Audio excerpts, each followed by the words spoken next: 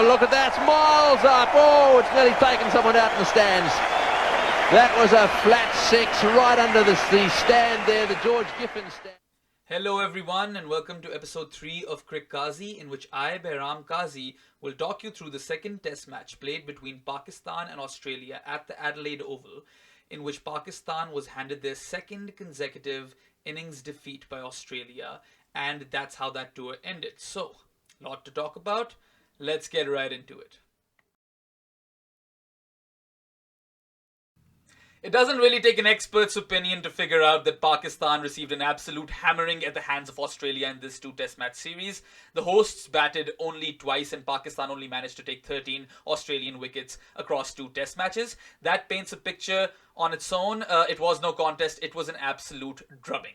And Misbah-ul-Haq, before the series started, said in a presser that he had selected a test squad, and a test bowling attack in particular, that was fit enough to take 20 wickets against Australia in a test match. Looking back at his comments and selection as a whole, it seems very, very naive and ambitious, and I think Misbah should own up to these blunders and should select a more experienced squad for the Sri Lanka test matches.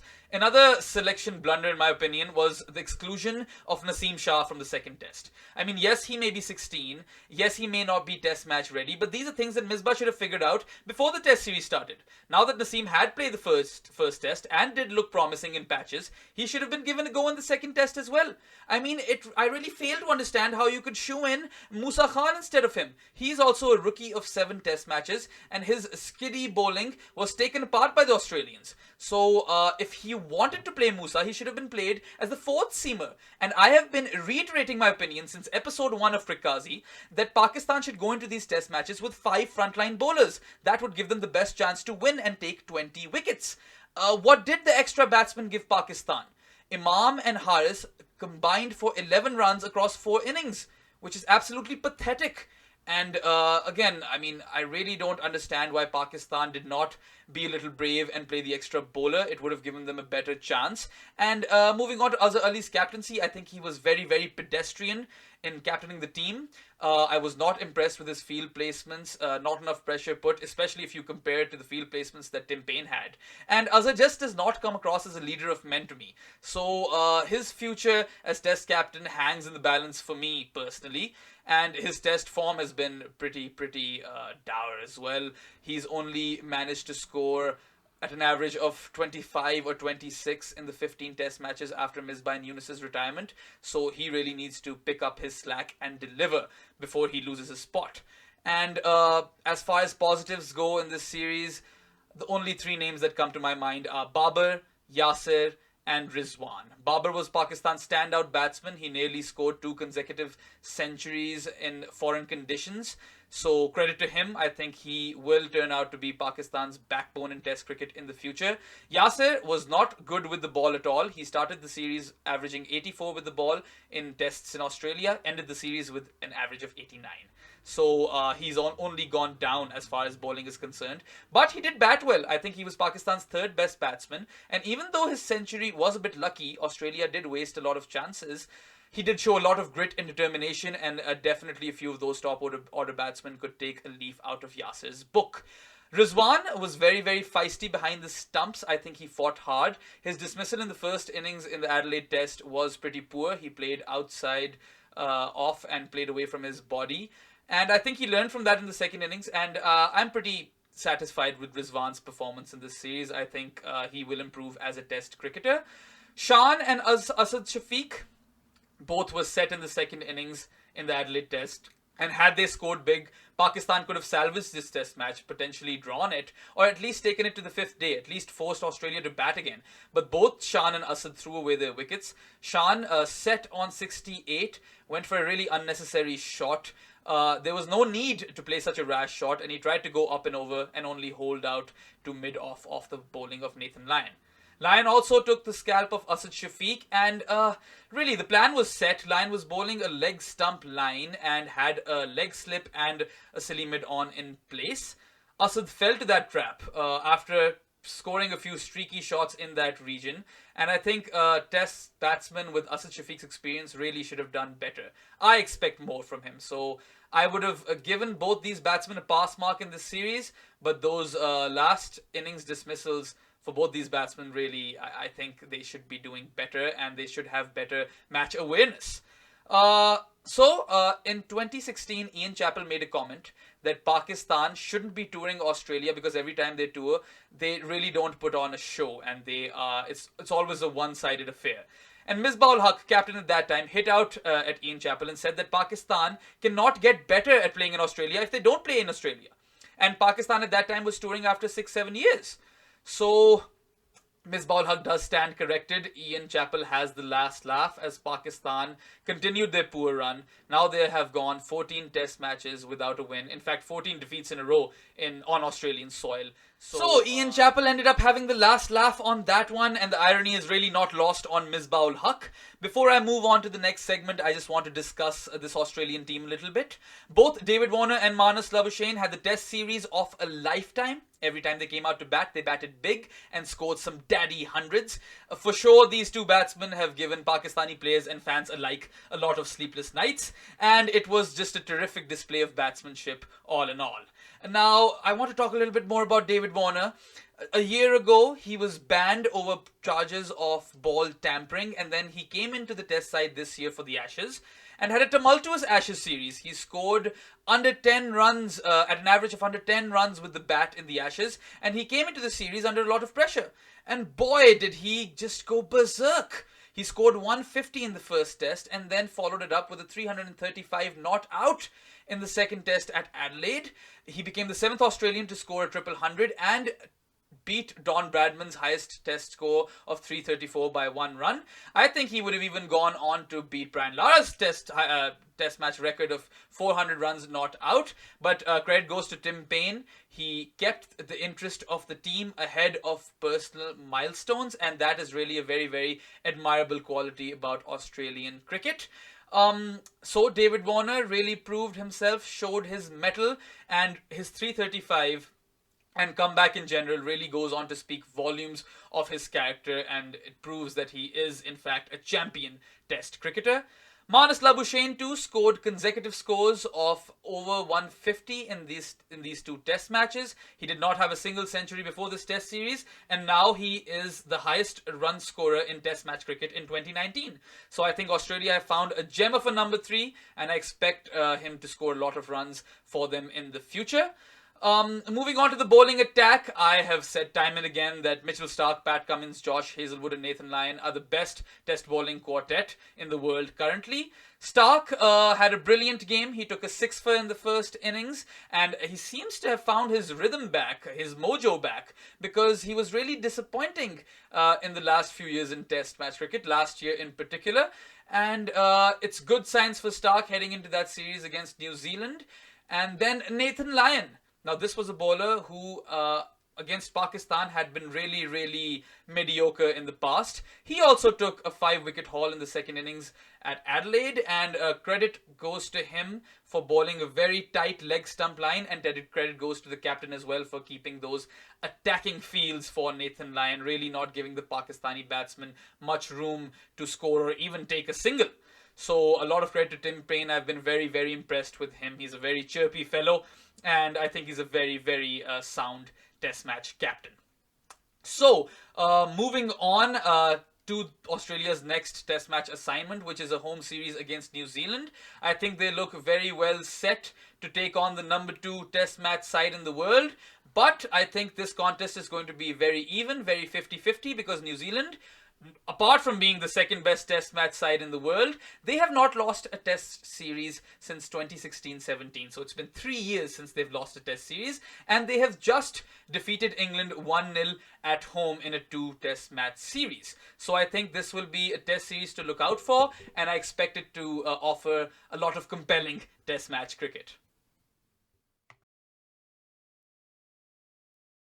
In this short segment, I just like to solely focus on test cricket and how it is the need of the hour for PCB to put in an active effort to revitalize Pakistan as a test playing nation. As a result of this whitewash at the hands of Australia, Pakistan not only have lost all 120 points on offer for the World Test Championship, but have also slumped to number 8 in the test rankings. Now, to think that Pakistan only 3 years ago had actually reached the summit of Test match cricket. They had secured that number 1 spot under the captaincy of Misbah-ul Haq. The slide to number 8 has been absolutely dramatic. I mean, I don't have words to describe it. It's just been so disappointing. And I think that PCB, it's high time they realize that if they don't make an effort to revive Test cricket right now, Pakistan, already behind the curve, may just fall way behind the curve. I mean, what PCB should really do right now is incentivize Test cricket. Pump more money into it. Give your Test cricketers more money and give them better contracts. Take Mohammad Amir's case, for example. Those are the repercussions of not incentivizing Test cricket. Now, Amir, he has given up the red ball format in order to play white ball cricket across the globe. There is literally a different T20 league in every country, in every cricket playing country. So, why would these players, especially bowlers, not go and play 20 overs, bowl just 4 overs, earn more money, and stay away from the rigors of Test match cricket? So I think it is the need of the hour. PCB need to act now. Not only do they need to pump in more money from a marketing perspective, they need to pay the players more, and they need to so take these youngsters, Naseem, Shaheen, and all of these new people that are coming into the team. Tell them how important Test cricket is. Explain to them that it is the paramount form of cricket, and that is where Pakistan wants results. So incentivizing Test cricket is an absolute necessity at this point. Look at India. They incentivized Test cricket around 2-3 years ago, and they're reaping those rewards now. They are, by a distance, the best team in Test match cricket currently. They won in Australia last year, became the first Asian side to become to win a Test series in Australia, and they are absolutely invincible at home. They're a decent away side and invincible at home. So they have gotten here by incentivizing Test match cricket. So please, if someone's listening from the PCB, here's your opportunity. Test match cricket is coming back to Pakistan in a few weeks. Sri Lanka is visiting for 2 Test matches in Rawalpindi and Karachi.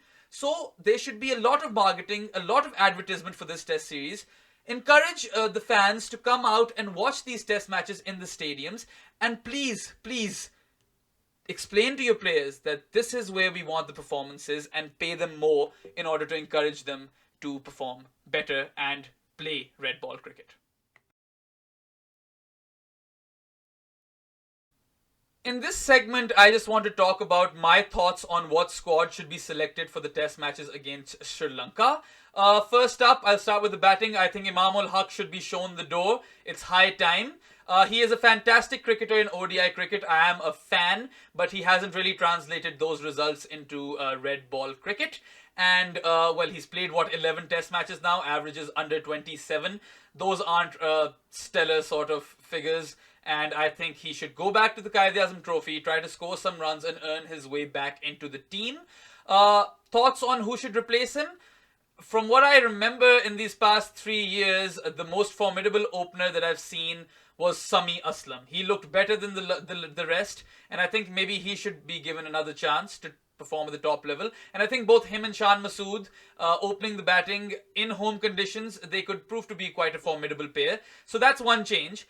The next change, I think, is the big one, and everyone is probably expecting me to talk about this as well. His name is Fawad Alam.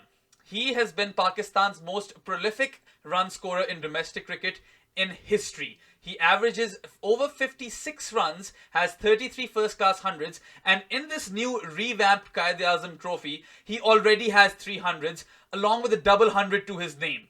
What else does Fawad Alam need to do to secure a spot in the Test team? He should have been a part of the Test team 2 years ago. When Misbah and Yunus retired, he should have been a natural selection. But he wasn't, and I think it's high time Pakistan select him, and I've got a good feeling that he will be selected this time. I mean, there's absolutely no rationale not to select him. So Fawad Alam should definitely come into the Test team, should start against Sri Lanka in the Pindi Test. And now I'd like to move on to the bowling. So there was a lot of talk about how Pakistan's bowling was very inexperienced in this Test match series against Australia. So I think that Pakistan should correct that and bring in Tabish Khan.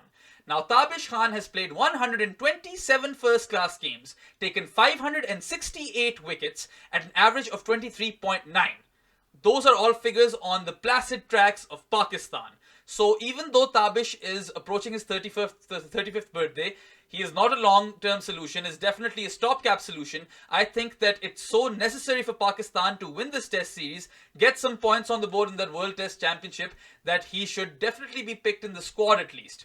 And then we have Abbas and Shaheen in the test squad as well. Abbas did not look at his best in Australia, but he has had success bowling on Asian tracks before, so I think he should be in the squad. And then Shaheen was the most promising fast bowler in Australia, so he should definitely retain his spot. Naseem has been dropped from the seniors setup. He has been demoted back to under-19 cricket. I do not agree with this move. I think that he should at least been kept with the team. He should have been given the odd game. He needs more miles under his belt, and he definitely does have the talent to succeed at test match level, so I do not agree with that exclusion. But I think that Tabish, Shaheen and Abbas having three bowlers would be handy, especially given Hassan has injured himself again right before this series.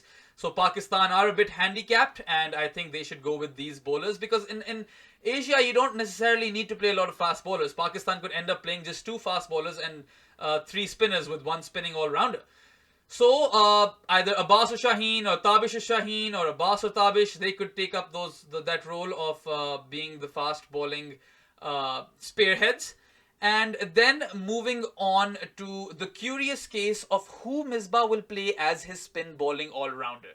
Now, I assume he would play 2 openers in, I hope, Sami Aslam, Shan Masood. Then Azhar would come at 1 down. Then we have Shafiq and Babar and Rizwan. That's 6. So in the 5 players remaining, we need 1 spin bowling all-rounder. I'll have to eat my humble pie because I backed Iftikhar in this test series, and from the looks of it, he does not seem to be a test cricketer at all. I'm comfortable with having Iftikhar in limited overs cricket. He could be a finisher for Pakistan there, but he doesn't seem to be cut out for test match cricket. And the question here is, does Misbah bring back Shadab Khan as the spin bowling all-rounder, or does he go with Kashif Bhatti, who he picked for this Australian tour, and will he retain him and give him a game against Sri Lanka? Now, I haven't personally seen Bhatti play, but he is a slow left-arm spinner, offie, and he has actually taken his wickets at an average under 24 in first-class cricket, and he even averages around 24 with the bat in first-class cricket. So his numbers suggest that he is a decent cricketer. So will Misbah play him, or will he play Shadab? In my opinion, he should definitely go with one of those two, and not Haris Sohail. Haris Sohail is more of a batsman than a bowler, and if you want to play him, then don't play another opener. Play Azhar as opener, and then play Haris in the lower middle order, where he has gotten runs in Asia. So these are the dilemmas for Misbah going into the Sri Lanka tests, but I think that definitely Pakistan should go with Sami Aslam, Shan Masood, Azhar Ali, Asad Shafiq, Babar Azam, Mohammad Rizwan, Shadab Khan or Kashif Bhatti, and then in the 4 bowlers that we have remaining, I would play 3 pacers in Tabish, Abbas, Shaheen, and then we have the premier spinner in Yasir Shah. They could also go and play both Shadab and Kashif Bhatti and play just 2 fast bowlers. I would not be entirely opposed to that idea either. Lastly, I just want to talk about Azhar Ali and Asad Shafiq. Now, I've mentioned before that when Misbah and Yunus retired, Pakistan fans and the cricketing world alike, they assumed and expected both of these batsmen to take on that mantle of becoming Pakistan's backbone in test match cricket as far as the batting is concerned, and they haven't delivered there. Azhar even less so than Asad, but Asad's numbers aren't great either. His average has slipped to below 40 runs, and even though he was alright in this series against Australia, a batsman with his experience and his pedigree should be scoring more runs. So I think that this is that last stop shop for Azhar and Asad.